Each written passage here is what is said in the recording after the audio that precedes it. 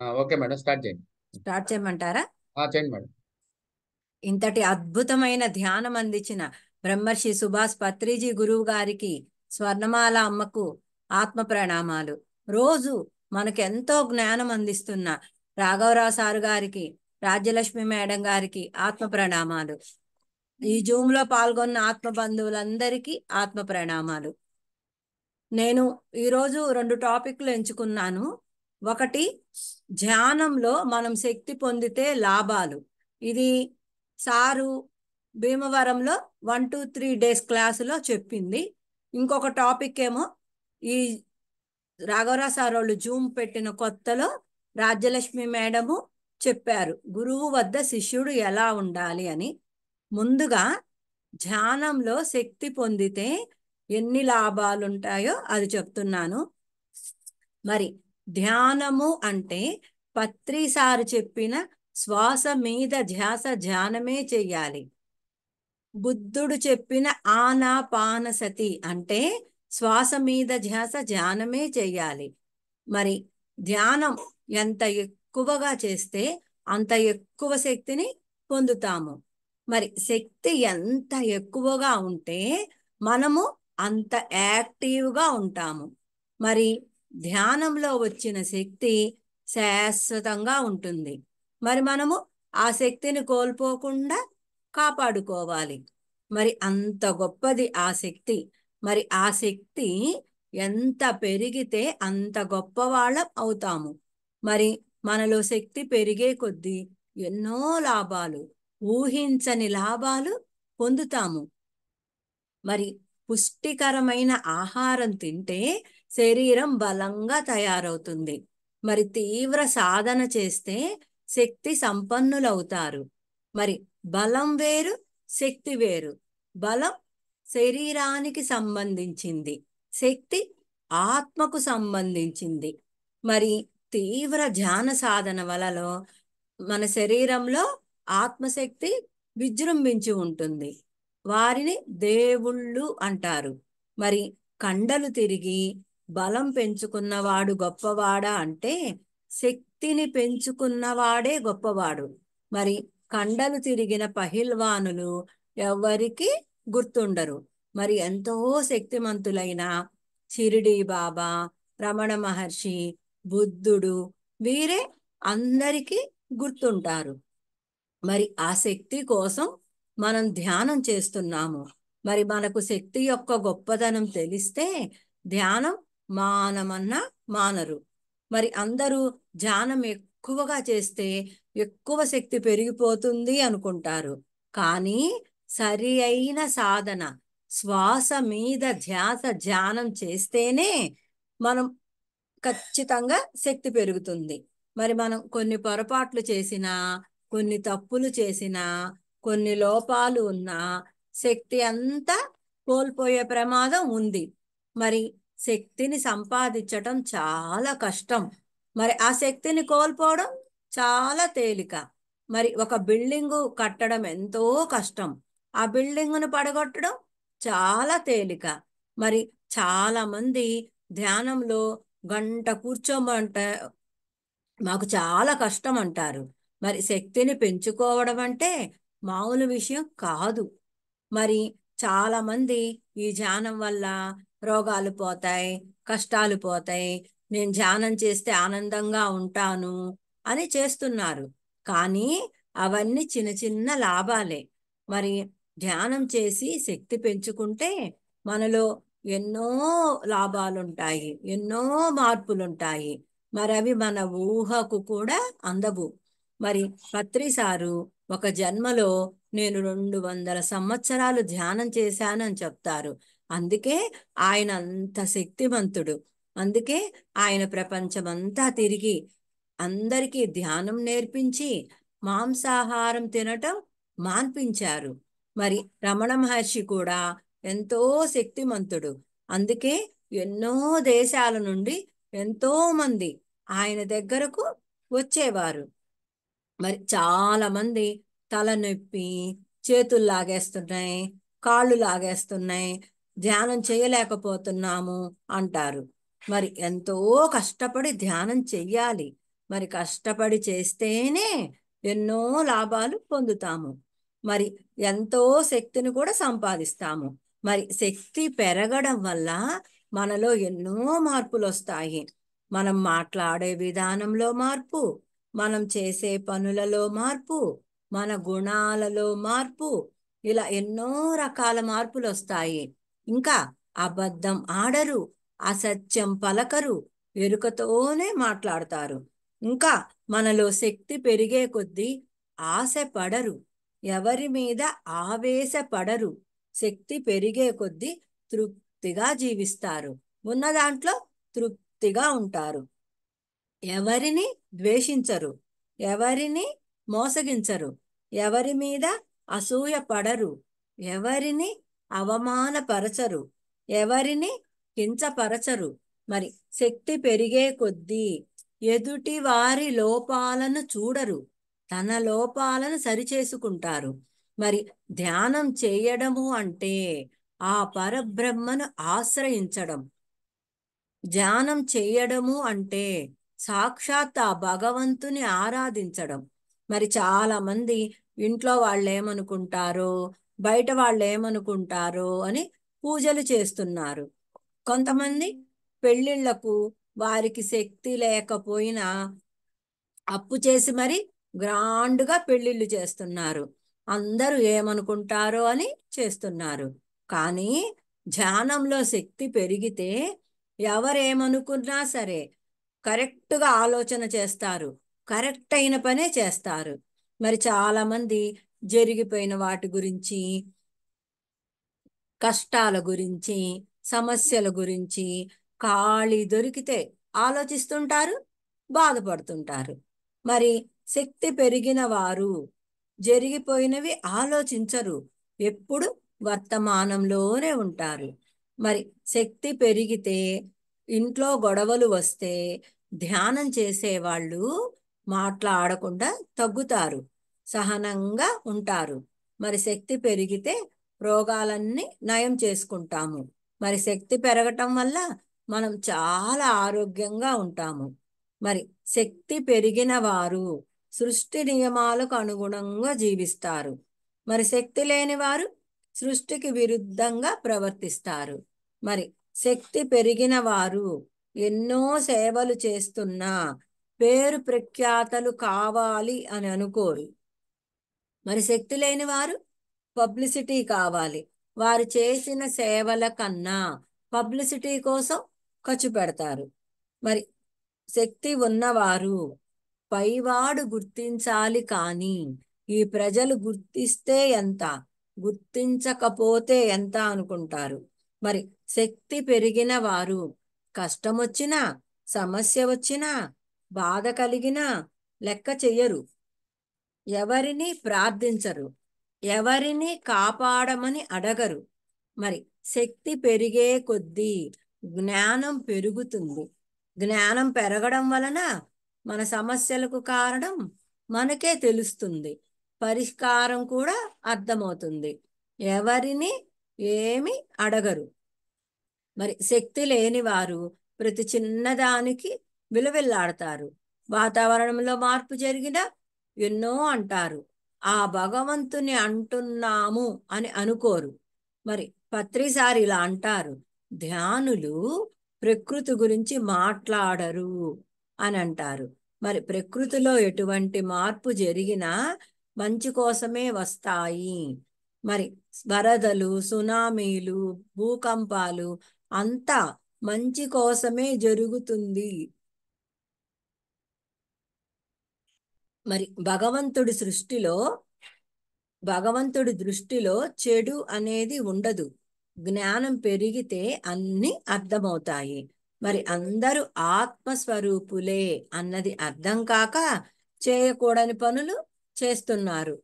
అంటే జీవులను హింసిస్తున్నారు, దారుణంగా వాటిని చంపుతున్నారు. మరి మనల్ని దారిలో పెట్టడానికి ఆ భగవంతుడు ఆడే నాటకం. మరి ఈ చాలా మంది భూకంపం వల్ల నష్టపోయాము, ఈ వరదల వల్ల, ఈ తుఫానుల వల్ల నష్టపోయాము, ఈ సృష్టిలో అన్నీ మావి అనుకుంటారు. కానీ మనవి ఏమీ కావు, చనిపోయాక అన్నీ వదిలి వెళ్ళిపోవాలి అన్నది అర్థం అవ్వాలి. మరి చాలా మంది పాపాలు చేసి, తప్పులు చేసి డబ్బులు మూటగడతారు. విచిత్రం ఏమిటి అంటే వాడు చనిపోయాక ఆ డబ్బు మూటని ఇక్కడ వదిలేస్తాడు. ఆ పాపాలు తప్పులు తనతో తీసుకువెళ్తాడు. మరలా జన్మ తీసుకొని ఆ పాపాలను తప్పులను రోగాలుగా కష్టాలుగా భరిస్తాడు. మరి శక్తి పెరిగితే తప్పులు చెయ్యరు. ఏమైనా తనలో తప్పులు ఉన్నా సరిచేసుకుంటారు. మరి శక్తి పెరిగే కొద్దీ జీవహింస చేయరు. జీవహింస చేయకూడదు అని నిర్మోహమాటంగా చెప్తారు. మరి శక్తి పెరిగే కొద్దీ పని వాళ్ళను, ఇంట్లో వాళ్ళను ఎవరిని కష్టపెట్టరు. ఏది కరెక్టు, ఏది తప్పు అన్నది తెలుసుకుంటారు. మరి శక్తి పెరిగే కొద్దీ పాపకర్మలు మానేస్తారు, పుణ్యకర్మలే చేస్తారు. మరి ఇంకా శక్తి పెరిగితే ముక్తి కర్మలు చేస్తారు. ముక్తి కర్మలు అంటే ఆత్మకర్మలు, ఆత్మసేవలు. మరి ఈ ఆత్మకర్మల వల్లే మనకు మోక్షం వస్తుంది. మరి శక్తి పెరిగే కొద్దీ దేహానికి ప్రాముఖ్యం ఇవ్వరు. మనం ఎవరమో తెలుసుకుంటాము. ఎప్పుడైతే ఆత్మ అని తెలుసుకుంటామో ఆత్మకు లాభం కలిగించే పనులే చేస్తాము. మరి శక్తి పెరిగితే నేను ఏదైనా చెయ్యగలను, నన్ను నేను ఉద్ధరించుకోగలను అన్న మంచి భావనలు వస్తాయి. శక్తి పెరిగితే వ్యతిరేక భావాలు అంటే నేను మాట్లాడలేనేమో, ఆ పని పూర్తి చెయ్యలేనేమో అన్న భావనలు తగ్గుతాయి. మరి శక్తి పెరిగే కొద్దీ నేను చక్కగా మాట్లాడగలను, నేను ఏదైనా చేయగలను, ధ్యాన ప్రచారం కూడా చేయగలను అన్న మంచి ఆలోచనలే వస్తాయి. మరి శక్తి పెరిగితే మనకు జ్ఞానం పెరుగుతుంది, మన జీవితాన్ని సరిచేసుకుంటాము, గొప్పగా ఎదుగుతాము. మరి శక్తి పెరిగితే మనకు తెలియకుండానే మన వాళ్ళు మనకు సరెండర్ అవుతారు. మనలో శక్తి పెరిగితే మన మాటలకు బుర్ర తిరిగిపోయి మనల్ని అర్థం చేసుకుంటారు. మరి శక్తి పెరిగితే మనకున్న ఇంద్రియాలు ఇప్పటికన్నా ఎంతో శక్తివంతంగా పనిచేస్తాయి. మరి మనలో శక్తి పెరిగితే లాభం వస్తే పొంగిపోము, నష్టం వస్తే కుంగిపోము, రెండిటిని సమస్థితిలో తీసుకుంటాము. శక్తి పెరిగితే త్రికరణ శుద్ధిగా ఉంటారు. అంటే మనస, వాచ, కర్మణ. అంటే ఏది ఆలోచిస్తామో అదే మాట్లాడతాము, అదే చేస్తాము. మరి అన్నమాచార్యులు వారు ఇలా అంటారు, త్రికరణ శుద్ధితో చేసే వారిని లోకం మెచ్చుతుంది, దైవం మెచ్చుతుంది అంటారు. మరి శక్తి పెరిగితే ఎవరిని విమర్శించరు, ఎవరి మీద చాడీలు చెప్పరు, ఎవరి గురించి తీర్పులు చెప్పరు. మరి శక్తి పెరిగితే కర్మ సిద్ధాంతం మీద అవగాహన పెరుగుతుంది. తన జీవితంలో వచ్చే కష్టాలకు కారణం తానే అని తెలుసుకుంటాడు. మరి తన కష్టాలకు కారణం తానే అని తెలుసుకున్నప్పుడు చాలా ధీమాగా ఉంటాడు. మరి నాకు వచ్చిన కష్టం శాశ్వతం కాదు, మబ్బులా తొలగిపోతుంది అని ధైర్యంగా ఉంటాడు. మరి శక్తి పెరిగే కొద్దీ విగ్రహాలను ఆశ్రయించరు, ఆత్మనే ఆశ్రయిస్తారు. ఆత్మారాధన చేస్తూ అనుగుణంగా జీవిస్తారు. మరి శక్తి పెరిగే కొద్దీ ప్రజ్ఞ పెరుగుతుంది, ప్రజ్ఞావంతులవుతారు. ప్రజ్ఞ అంటే ఎక్కడ విననిది, చదవనిది. మరి శక్తి పెంచుకుంటే ఏది నిత్యం, ఏది అనిత్యం అన్న అవగాహన కలుగుతుంది. మరి నిత్యము అంటే ఎల్లప్పుడూ ఉండేది, మార్పు చెందనిది భగవంతుడు. మరి ఆ నిత్యమైన భగవంతుడినే ఆత్ అంటే ఆత్మని ఆశ్రయిస్తారు. మరి శక్తి పెరిగే కొద్దీ మూఢనమ్మకాలు ఉండవు. అంటే వాస్తు చూపించుకోవటం, జాతకాలు చూపించుకోవటం, అందరూ చేస్తున్నారు అని అలా చేయడం, అలాంటి పనులు చేయరు. మరి శక్తి పెరిగే కొద్దీ బుద్ధి బాగా వికసిస్తుంది. బుద్ధి బుద్ధుడిలా పనిచేస్తుంది. ఏది చెయ్యకూడదు అన్నది తెలుస్తుంది. సరి అయిన నిర్ణయాలే తీసుకుంటారు. నష్టం కలిగించే పనులు చేయరు. లాభం కలిగించే పనులే చేస్తారు. మరి శక్తి పెరిగే కొద్దీ ఆత్మ జ్ఞానం కలుగుతుంది. అంటే ఆత్మకు సంబంధించిన జ్ఞానం. మరి ఈ జ్ఞానం అన్నది అనంతం. ఎంత మనం ఆత్మ గురించి తెలుసుకుంటే అంతగా మనకు ఆత్మజ్ఞానం పెరిగినట్లు. మరి శక్తి పెరిగే కొద్దీ, జ్ఞానం పెరిగే కొద్దీ మరణాంతర జీవితం ఏమిటో కూడా తెలుస్తుంది. మరి శక్తి పెరిగే కొద్దీ నేను ఏ క్షణంలో అయినా చావవచ్చు అన్న ఎరుకతో ఉంటారు. మరి జ్ఞాని పైలోకాలకు ప్రయాణించటానికి ఎప్పుడు సిద్ధంగా ఉంటాడు. మరి శక్తి పెరిగితే సంకల్ప శక్తి పెరుగుతుంది. ఇంకా శక్తి పెరిగితే దివ్య జ్ఞాన ప్రకాశం కలుగుతుంది. మన శక్తి పరాకాష్ఠకు చేరితే నేను నరుడిని కాను నారాయణుడిని అన్నది తెలుసుకుంటారు.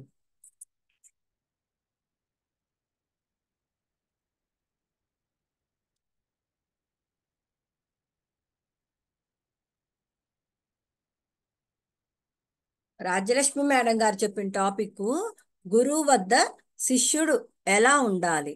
మరి గురువు వద్ద శిష్యుడు ఎలా ఉండాలి, ఎలా ఉంటే విద్య నేర్చుకోగలడు. మరి పూర్వము గురుకులాలలో విద్య నేర్చుకుంటున్నప్పుడు వారి భోగాలన్నీ వదులుకొని ఆ గురువుకు శుశ్రూషలు చేసేవారంట. మరి ఆ గురువు వారిని 12 సంవత్సరాలు వారి వద్ద ఉంచుకొని విద్య చెప్పేవారంట. మరి అందరూ ఒకే రకంగా ఉండాలి అని వారికి ఒక ఆశ్రమ జీవితం అలవాటు చేసి చక్కగా విద్య నేర్పించి పంపేవారంట. మరి ఈ కలియుగంలో అలాంటి గురుకులాలు లేవు. అలాంటి విద్య నేర్చుకోవాలి అన్న తపన ఎవరికీ లేదు. ఎక్కడో కోటికొక్కరికి ఆ తపన ఉంది. మరి ఆ ఆత్మవిద్య బ్రహ్మ విద్య నేర్చుకోవాలి అంటే గురువు దగ్గర ఎలా ఉండాలి, ఎలా ప్రవర్తించాలి అన్నది తెలుసుకుందాము. మరి గురు బ్రహ్మ గురు విష్ణు గురుదేవో మహేశ్వర గురు సాక్షాత్ పరబ్రహ్మ తస్మై శ్రీ గురవే నమః అంటారు. మరి ఈ శ్లోకం ఎందుకు చెప్పుకోవలసి వచ్చింది అంటే గురువు బ్రహ్మస్వరూపుడు, విష్ణు స్వరూపుడు, శివస్వరూపుడు. మరి ఈ 3 స్వరూపాలే గురువు. అంటే పరబ్రహ్మ ఈ 3 రూపాలలో మనకు గురువుని ఇస్తాడు. అది ఎలా అంటే మనలో జ్ఞానాన్ని పుట్టించేటప్పుడు, మనకి జ్ఞానాన్ని ఇచ్చేటప్పుడు గురువు బ్రహ్మస్వరూపుడు. మరి మనకు జ్ఞానాన్ని నిరంతరం తన బోధలతో పెంచి పోషిస్తున్నప్పుడు గురువు విష్ణు స్వరూపుడు. మరి మనలో అజ్ఞానాన్ని నశింపచేసేటప్పుడు గురువు శివస్వరూపుడు. మరి ఈ 3 రూపాలు కలిపి పరబ్రహ్మ స్వరూపం. అంటే పరబ్రహ్మకు మారుగా గురువు వస్తాడంట. అందుకే గురువును మనం గౌరవించుతూ ఉండాలి. మరి గురువు మన దగ్గరకు ఎలా వస్తాడు అంటే ప్రాపంచికంలో ఉన్నప్పుడు మనం గురువు అవసరం లేదు అనుకుంటాము. దేవుణ్ణి పూజిస్తే చాలు, స్తోత్రం చేస్తే చాలు, యజ్ఞ యాగాదులు చేస్తే చాలు, ఇదే భక్తి, భగవంతుడి మీద భక్తి చూపిస్తే చాలు అనుకుంటాము. కానీ భక్తి అన్న పదానికి సరైన నిర్వచనం తెలియక మనం చేసే పనులన్నీ భక్తి అనుకుంటాము.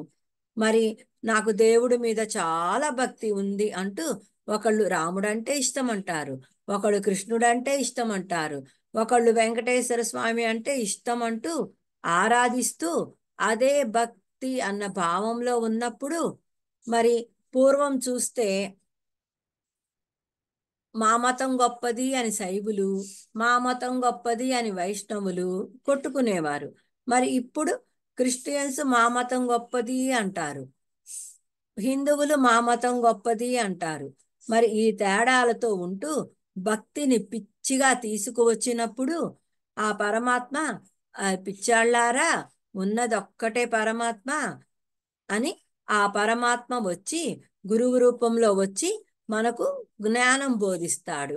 ఏ జ్ఞానం అంటే, నీవు శరీరానివి కాదు, నీవు ఆత్మవు, ప్రతివాడు ఆత్మస్వరూపుడే. మరి అందరిలో ఉంది ఒకటే చైతన్యం అని గురువు రూపంలో పరమాత్మ మనకు బోధిస్తాడు. మరి అంతవరకు మనకే చాలా భక్తి ఉంది, మనకున్న భక్తి ఎవ్వరికీ లేదు అనుకుంటాము. మరి ఇప్పటి రోజుల్లో భక్తి ఎలా ఉంది అంటే, వీడియోలు చూపిస్తే భక్తి, ఫేస్బుక్లో పెడితే భక్తి, వాట్సాప్లో పెడితే భక్తి, ఇంకా డెకరేషన్ కోసం, ఆ వస్తువుల కోసం డబ్బులు బాగా ఖర్చు పెడితే భక్తి అనుకుంటున్నారు. కానీ నిజమైన భక్తి లేదు. మాకు తెలిసిన వాళ్ళు కూడా, వాళ్ళది వెండి హోల్సేల్ షాపు. ఆవిడ శివాలయంకి వెండి బుట్టలో బంగారపు గిన్నెతో పాలు తీసుకొచ్చి, అంటే అందరూ చూడాలని అనుకుండేదో మరి ఏంటో, అలా తీసుకొచ్చి పంతులు గారు ముందు పాలు శివుడికి అభిషేకం చేసి ఇవ్వండి అని అడిగేది.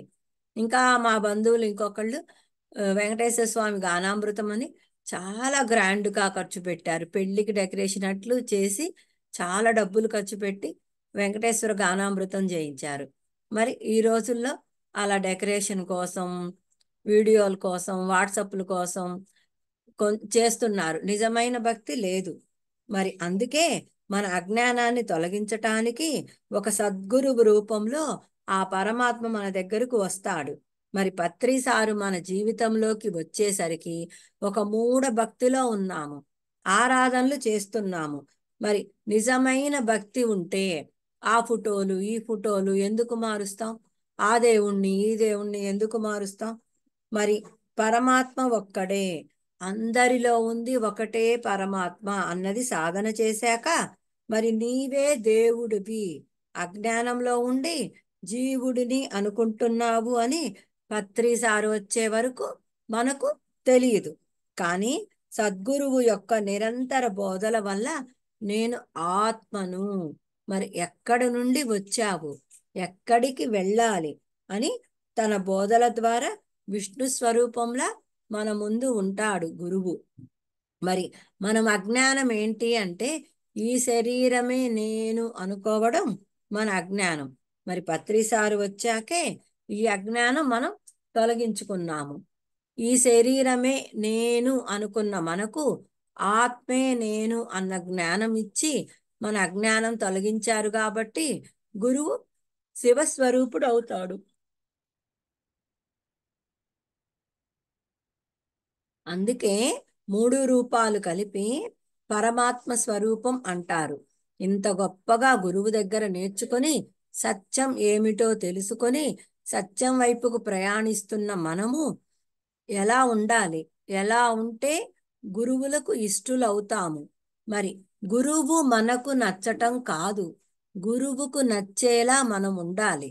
మరి ఈ కలియుగంలో అడ్వర్టైజ్మెంట్స్ ఎక్కువైపోయినాయి. నేను చాలా గొప్పవాడిని, ధ్యానం చేస్తున్నాను, సేవలు చేస్తున్నాను అనుకుంటూ ఎవరికి వారు అహంకారంతో ఉంటారు. మరి ఈ అహంకారాలన్నీ గురువు దగ్గరే పోగొట్టుకుంటాము. అందుకని మనం గురువు దగ్గర ఎలా ఉండాలి, ఎలా ఉంటే జ్ఞానం వస్తుంది అన్నది తెలుసుకోవాలి. మరి మనము గురువు దగ్గరకు వెళ్ళేటప్పుడు ఎలా ఉంటాము అంటే, మరి యోగులు గురువును శిష్యుడును తక్కెడతో పోల్చారంట. మరి ఆ తక్కెడ 2 ప్లేట్లతో తాళ్లతో కట్టి ఉంటుంది. మరి ఆ 2 ప్లేట్లు సమానంగా ఉంటాయి. అలాగే గురువు శిష్యుడు ఆ ప్లేట్లు లాగా సమానంగా ఉంటారంట. మరి మనము గురువు జ్ఞానవంతుడు కదా, మరి సమానంగా ఎలా ఉంటారు అని అనుకుంటాము. కానీ జ్ఞానంతో గురువు తక్కెడ తూగుతుందంట, అజ్ఞానంతో శిష్యుడు తక్కెడ తూగుతుందంట. అలా 2 సమానంగా ఉంటాయంట. ఆ తరువాత శిష్యుడు యొక్క అజ్ఞానం పోయి మెల్లిమెల్లిగా జ్ఞానం నేర్చుకుంటూ గురువులాగా తయారయ్యి అజ్ఞానమంతా తొలగించుకుంటాడు. మరి మనం గురువు దగ్గరకు వెళ్ళేటప్పుడు ఆ శిష్యుడు ఎలా ఉండాలి అంటే, ఎంత తెలిసినా మన భావన ఎలా ఉండాలి అంటే, నాకేమీ తెలీదు, నాలో అజ్ఞానం ఉంది కాబట్టే నాలో ఇంకా దుఃఖం ఉంది, మరి ఆ దుఃఖాన్ని పోగొట్టుకోవటానికే గురువు దగ్గరకు వెళ్తున్నాను అని ఎంత తెలిసినా నాకేమీ తెలీదు అని మనం జీరో అయిపోవాలి. అప్పుడే గురువు మాటలు తలకెక్కుతాయి. మరి మనం గురువు దగ్గరకు వెళ్ళేటప్పుడు ఒక తెల్ల పేపర్లా ఉండాలి. మరి సత్యసాయి బాబా గారు చెప్పేవాళ్ళంట, ఒక న్యూస్ పేపర్ మీద ఏ అక్షరాలు రాయలేవు, తెల్ల పేపర్ మీద అక్షరాలు రాస్తే స్పష్టంగా కనపడతాయి. మరి మన మనసు న్యూస్ పేపర్లా ఉండకూడదు, ఒక తెల్ల పేపర్లా ఉండాలి. మరి గురువు దగ్గరకు వెళ్ళేటప్పుడు తెల్ల కాగితంలా ఉంటే ఆ గురువు చెప్పిన ప్రతి విషయం మన లోతుల్లోకి వెళ్తుంది. మరి ప్రాపంచిక గురువులు విగ్రహారాధన చేయాలి అంటారు. మరి సద్గురువు విగ్రహారాధన అవసరం లేదు అంటారు. కానీ చాలా మంది మ మేము తరతరాల నుండి విగ్రహారాధన చేస్తున్నాము, వద్దు అంటే ఎలా అంటారు? అంటే వాళ్ళకేమీ తెలీదు, వాళ్ళు ఇంకా ఆ స్థాయికి రాలేదు అన్నది మనకు అర్థం అవ్వాలి. మరి సద్గురువు ఏం చెప్తాడు అంటే సత్యమే చెప్తాడు. మరి ఈ సృష్టి అంతా భగవంతుడిచే సృష్టించబడింది. ఈ పంచభూతాలు, శిలలు, ఈ సృష్టిలో అన్ని ఒక విభాగమే. మరి ఆ సృష్టికర్తే నీలో ఉన్నాడు అని చెప్తాడు. మరి ఇది అర్థం చేసుకోకపోతే వాళ్ళు ఆ స్థాయికి రానట్లే. మరి పరమాత్మను చేరే విధానం చెప్పటానికే ఆ గురువు నా దగ్గరకు వచ్చాడు. మరి ఈ భూమి మీద దైవాన్ని తెలియపరచాలి అంటే ఒక సద్గురువు మాత్రమే తెలియపరచగలడు. ఇక ఎవరైనా అంటే తల్లిదండ్రులు కానీ, చుట్టాలు కానీ, భార్య కానీ, భర్త కానీ ఉమ్, ఆ భగవంతుని గురించి, ఆ భగవంతుని చేరే మార్గము చెప్పలేరు. మరి ఒక సద్గురువు మాత్రమే దైవానికి దగ్గరగా మనల్ని చేర్చగలడు. మరి సద్గురువు మన జీవితంలోకి ఎలా వస్తాడు అంటే, భగవంతుడంటే భక్తి ఉంది, ఒక రూపాన్ని పెట్టుకొని పూజిస్తున్నాము, ఎంత ఆరాధించినా దుఃఖం పోవటం లేదు, లోన వెలితి ఉంది. ఆ వెలితి వల్ల పరమాత్మ ముందు పరితపిస్తే ఆ పరమాత్మ నీ జీవితంలోకి ఒక సద్గురువును పంపిస్తాడు. మరి మీరాబాయి కృష్ణుడి కోసం పరితపించినప్పుడు ఆమెకు జ్ఞానం బోధించటానికి రవిదాస్ అనే ఒక గురువు వచ్చాడు. ఆయన మహాజ్ఞాని. మరి కృష్ణుడిని ఎలా చేరుకోవాలి, ఎలా ఆరాధిస్తే చేరుకోగలం అన్నది చెప్పాడు. మరి మీరాబాయి, త్యాగరాజు, అన్నమాచార్యుడు మరి వీరు పాటలు పాడి భక్తితో భగవంతుని దగ్గరకు చేరారు. మరి వాళ్ళ జీవితాలలో కూడా ఒక గురువు వచ్చి చెప్పాడు.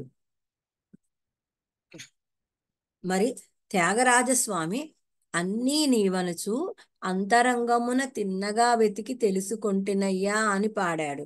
మరి బ్రహ్మమొక్కటే పరబ్రహ్మమొక్కటే అని అన్నమాచారుల వారు పాడారు. మరి భక్తి తన్మయత్వంలో ఆ పరమాత్మను వాళ్ళు తెలుసుకున్నారు. మరి ఎవరికైనా సరే భక్తి ముదిరితేనే ధ్యానం చేస్తారు. అంటే అతి తీవ్రంగా భక్తి ఉండి నీకు తెలియకుండానే నీ కళ్ళ వెంట నీళ్లు రావాలి.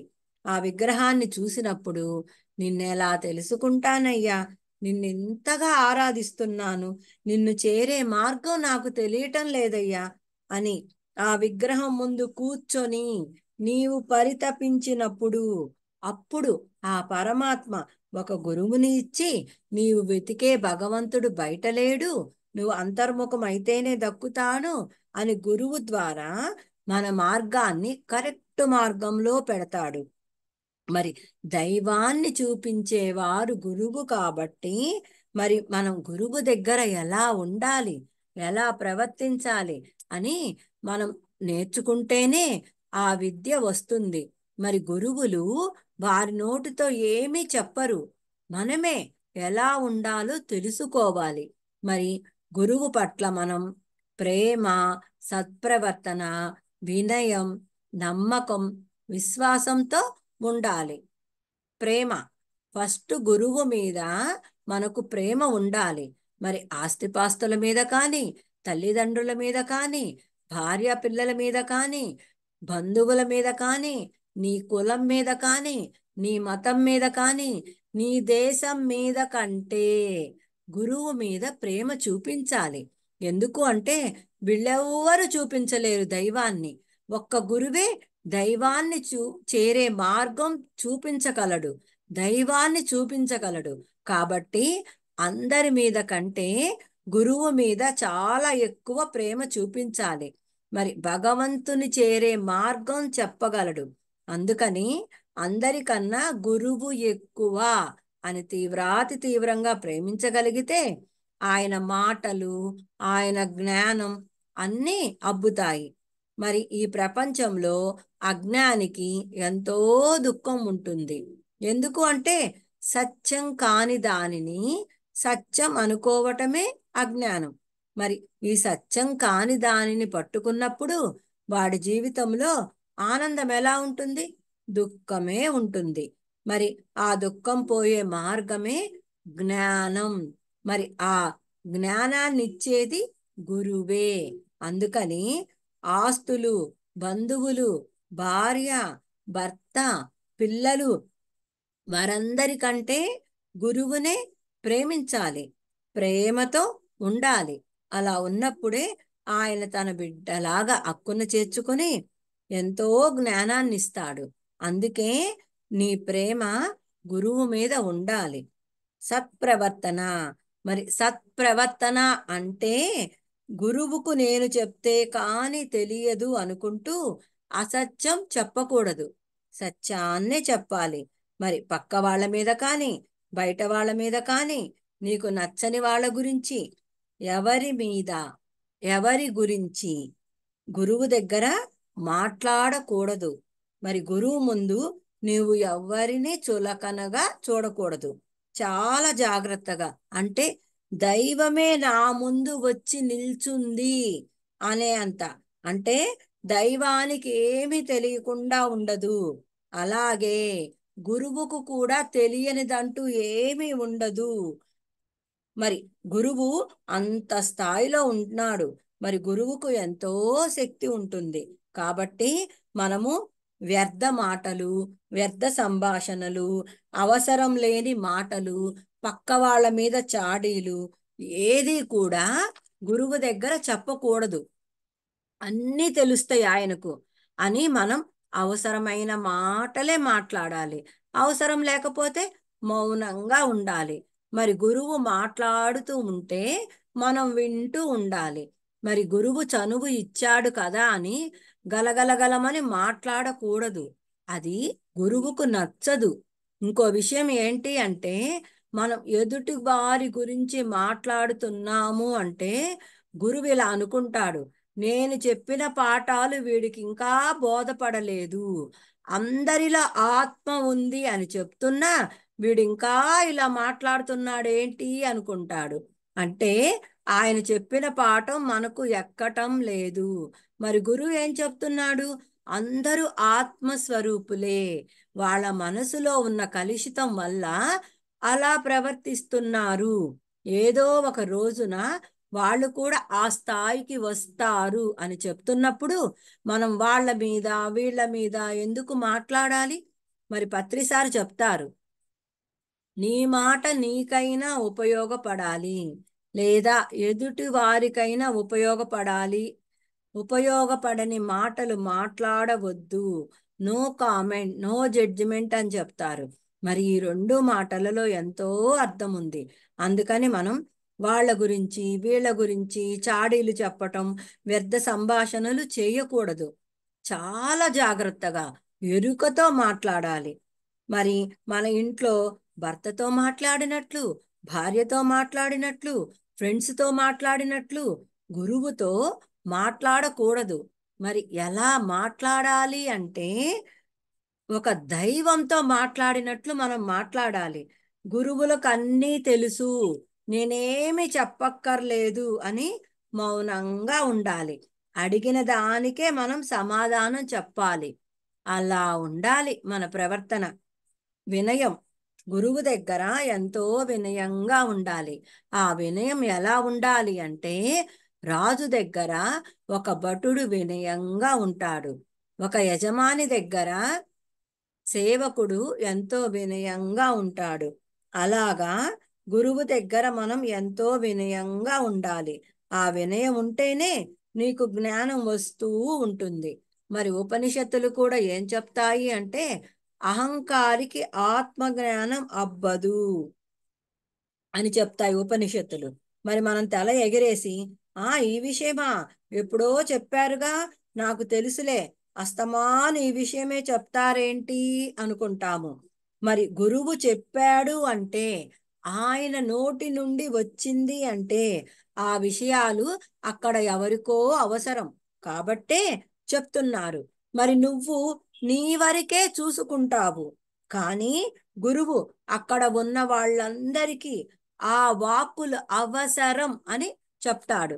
మరి నువ్వు నేను బాగుంటే చాలు అనుకుంటావు, కానీ గురువు అందరూ బాగుండాలి, అందరూ నేర్చుకోవాలి అని చెప్పిన వాక్కులు పదే పదే 1కి 4 సార్లు చెప్తున్నారు అంటే, అక్కడ ఎవరికో బుర్రకెక్కటం లేదు, వాళ్ళకి ఎక్కించటం కోసం గురువు ప్రయత్నిస్తున్నాడు అన్నది మనకు అర్థం అవ్వాలి. మరి మాకు అర్థమైంది, ఇది పాత కాన్సెప్టే కదా అని నువ్వు అంటున్నావు అంటే, అక్కడ నీకు అహం వచ్చినట్లు.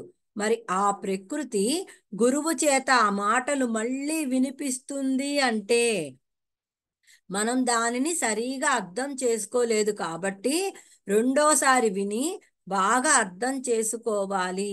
నేను ఇంకోసారి వినడం వల్ల బాగా తెలుస్తుంది, లేదా నేను ఆచరణలో పెట్టుకోలేదు కాబట్టి గురువు ఇంకోసారి హెచ్చరిస్తున్నారు అని అనుకోవాలి. మరి మనం ఫస్ట్ సారి విన్నప్పుడు శ్రవణం అవుతుంది, రెండోసారి విననప్పుడు మననం అవుతుంది. అయినా నీవు లోతుల్లోకి వెళ్ళటం లేదు కాబట్టి వెళ్ళే వరకు గురువు చెప్తున్నాడు అని వినయంగా ఉండాలి. మరి అహంతో మన మనసును ఇంకొక వైపుకు వెళ్ళనివ్వకుండా మనం ఏం చేస్తున్నా గురువు సమక్షంలో ఆయనకన్నీ తెలుస్తుంటాయి కాబట్టి, నీ మనసు చంచలంగా ఉంది కాబట్టి మరి దాన్ని నిశ్చలం చేసి నీ దృష్టి గురువు మీద తప్ప పక్క దృష్టి ఉండకుండా నిశ్చల స్థితిలో ఉన్నప్పుడే గురువు మాటలు, ఆ అమూల్యమైన రత్నాల్లాంటి మాటలు నీ లోతుల్లోకి వెళ్ళిపోతాయి. నమ్మకం, మరి నమ్మకం ఎలా ఉండాలి అంటే, గురువు చెప్పిన సాధన మీద మనకు నమ్మకం ఉండాలి. మరి ఆ సాధన చేస్తున్నప్పుడు రెండో దానికి వెళ్ళకూడదు.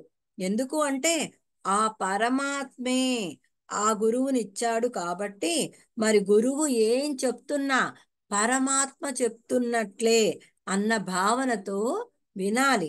మరి మనకు గురువు శ్వాస మీద ధ్యాస పెట్టి ధ్యానం చెయ్యాలి అని చెప్పారు, కానీ మనం 10 మంది చెప్పేది వింటున్నాము. పత్రిసారే కదా చెప్పారు, అందరూ చెప్పేది వినాలి అని అంటున్నావు. మరి అన్నీ విన్నాక నీకు ఏం అర్థం అవ్వాలి అంటే, అన్నిటికన్నా నేను చేస్తున్న శ్వాస మీద ధ్యాస ధ్యానం చాలా గొప్పది, ఎంతో గొప్పది అన్న అవగాహన, నమ్మకం నీకు కలగాలి.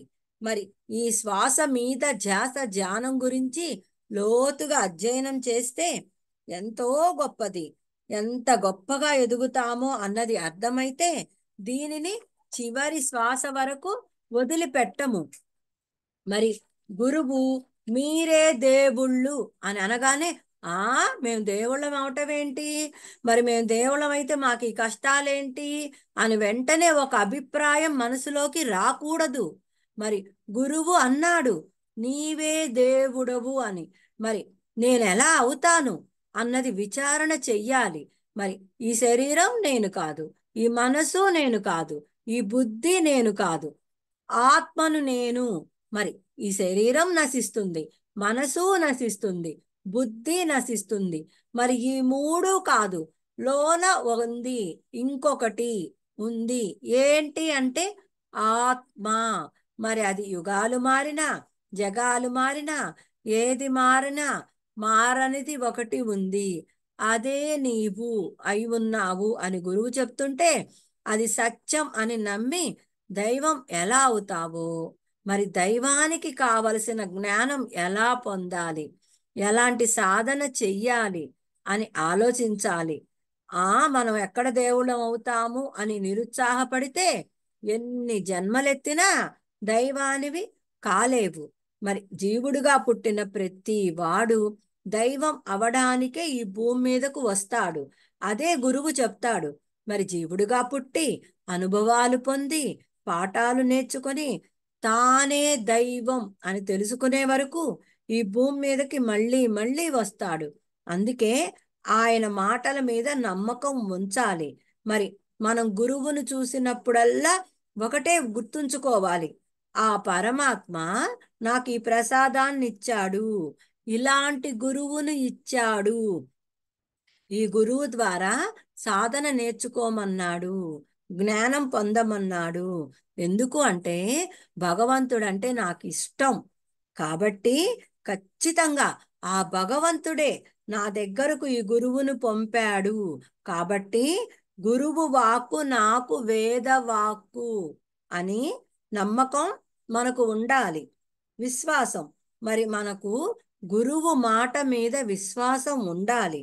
ఎందుకు అంటే అలాంటి మహానుభావుల నోటి వెంట అసత్యపు మాటలు మాట్లాడరు, సత్యమే మాట్లాడతారు.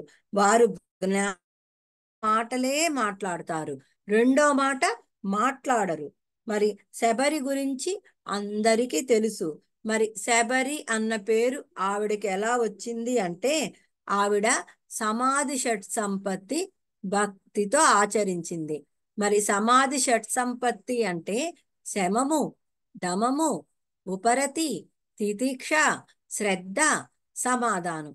ఈ ఆరిటిని ఆవిడ భక్తితో ఆచరించింది. అందుకే ఆవిడకు శబరి అన్న పేరు వచ్చింది. మరి శబరి గురువు మాతంగ మహర్షి. మరి శబరి మాతంగ మహర్షి ఆశ్రమంలో ఒక పని చేసే దాసి. కానీ ఎన్నో విషయాలు ఆ గురువు యొక్క సజ్జన సాంగత్యం వల్ల, అక్కడికి వచ్చే యోగుల వల్ల, పరమాత్మ గురించి మాట్లాడుకునే మాటల వల్ల ఆ పరమాత్మ మీద మితిమీరిన భక్తి కలిగింది. మరి ఆ భక్తి వల్ల ఆమె పరమాత్మను దర్శించుకోవాలి అనుకుంది. మరి శబరి మాతమ్మ మహర్షిని అడిగింది, గురువుగారు మీరంటే చదువుకున్నారు, సాధన చేస్తున్నారు, చర్చాగోష్ఠులు ఉన్నాయి, మరి నేను దాసిని కదా, నాకు ఆ పరమాత్మ దర్శనం కలుగుతుందా అని అడిగింది. అప్పుడు మాతంగ మహర్షి, అమ్మా మేము కొంచెం సేపే సాధన చేస్తున్నాము, నువ్వు నిరంతరం సాధన చేస్తున్నావు, నీకు ఆ పరమాత్మ చింతన తప్ప రెండోది లేదు, నిరంతరం సాధనలోనే ఉన్నావు, నీకు తప్పకుండా శ్రీరాముని రూపంలో ఆ పరమాత్మే నీ దగ్గరకు వస్తాడు అని గురువు చెప్పిన మాటలు విశ్వసించి ఆ శబరి పరమాత్మ దర్శనం చేసుకుంది. మరి మనం కూడా పత్రిసారి ఏం చెప్పినా నా ఆత్మోద్ధరణ కోసం చెప్తున్నారు, నా దుఃఖం పోగొట్టుకునే మార్గం ఈ ధ్యానం, మరి ఈ ధ్యానం వల్లే జ్ఞానం, మరి శ్వాస మీద ధ్యాస ధ్యానం చేసి జ్ఞానం పొందే మార్గాన్ని చెప్పారు అని ఆయన మాటల మీద మనం విశ్వాసం ఉంచుకోవాలి. మరి విశ్వాసం ఉంచుకుంటే ఏమవుతుంది అంటే అనంతం వైపు నీ ప్రయాణం సాగుతుంది. అందుకని గురువు మాట విశ్వసించాలి. మరి గురువు ఏది శాశ్వతం, ఏది అశాశ్వతం అని చెప్పటం వల్ల నిత్య అనిత్య వస్తు వివేకం మనకు వస్తుంది. మరి ఏది నిత్యమైనది, ఏది అనిత్యమైనది, ఏది సత్యమైనది, ఏది అసత్యమైనది, మరి ఆత్మను పట్టుకోవాలా, విగ్రహాన్ని పట్టుకోవాలా, ఈ ప్రపంచాన్ని పట్టుకోవాలా, మరి పరమాత్మను పట్టుకోవాలా, ఇవన్నీ నేర్చుకుంటాము. ఇంకా గురువు వల్ల ఏ పని చెయ్యాలి, ఎలా చెయ్యాలి, ఎప్పుడు చెయ్యాలి, ఏం మాట్లాడాలి, ఏం తినాలి, ఎంత తినాలి, ఎలా సాధన చెయ్యాలి, ఎంత సాధన చెయ్యాలి, జ్ఞానం ఎలా పెంచుకోవాలి, ఇలాంటివన్నీ గురువు వల్ల నేర్చుకుంటాము. మరి ఇంత నేర్చుకున్న మనము గురువు దగ్గర ఎలా ఉండాలో తెలుసుకోగలిగితే చాలా బాగుంటుంది. మరి మనము గురువు మాట మీద దృష్టి పెట్టాలి కానీ గురువు మీద దృష్టి పెట్టకూడదు. మరి అలా ఉంటేనే మనం ఎదుగుతూ ఉంటాము. మరి చాలా మంది నాకన్నీ తెలుసు అనుకుంటారు. కానీ శిష్యుడు 3 అడుగులు ముందుకు వేస్తే గురువు 7 అడుగులు ముందుకు వెళ్ళిపోతాడు. అందుకని మనం గురువు దగ్గర వినయంగా ఉంటూ ఎన్నో నేర్చుకోవాలి. మరి అజ్ఞానంలో ఉన్న మనల్ని పత్రిసార్ ఎలా తీసుకొచ్చారు అంటే, మరి మనం అజ్ఞానంలో ఉన్నప్పుడు తీరని దుఃఖం ఉంది. మరి ఆత్మజ్ఞానం నేర్చుకున్నాక ఆ దుఃఖం నుండి ఎంతో ఉపశమనం పొందుతాము. మరి గురువు వల్ల ఇవన్నీ తెలుసుకున్నాక ఆనందంలో ఉండిపోతాము. మరి ఆనందంలో ఉండిపోతామా అంటే అనంతం వైపుకు పయనిస్తూ ఉంటామంట. అంటే అనంత లోకాలలో ఎలా ఉంటాము అన్నది గురువు వల్ల అర్థమవుతుంది. మరి గురువు అధః పాతాళానికి వెళ్లకుండా నిన్ను అనంత లోకాలకు తీసుకెళ్తాడు. మరి గురువు మన జీవితంలోకి రాకపోతే ఈ దుఃఖంలో కూరుకుపోయి పునరపి మరణం పునరపి జననం అని ఇలా తిరుగుతుండే మనల్ని అనంతం వైపుకు తీసుకువెళ్ళేలా తయారు చేశాడు. అందుకని గురువు ఎడల శ్రద్ధతో, వినయంగా, గౌరవంగా, భక్తితో, కృతజ్ఞతా భావంతో మనం గురువు దగ్గర ఉండాలి. అలా ఉన్నప్పుడే మన పట్ల ఆ పరమాత్మ గురువు ద్వారా అనంతమైన జ్ఞానాన్ని అందించేటట్లు చూస్తాడు. అందుకని గురువు నీకు ఎంతో జ్ఞానాన్ని ఇస్తాడు. అందుకని అణుకువగా ఉండి నేర్చుకోవటానికి ప్రయత్నించినప్పుడే ఎంత నేర్చుకోవాలో అంత నేర్పింపబడుతుంది. మరి బయట ప్రాపంచికంలో ఇలాంటి విషయాలు ఎవ్వరు చెప్పరు. పాపం పుణ్యం గురించి మాత్రమే చెప్తారు.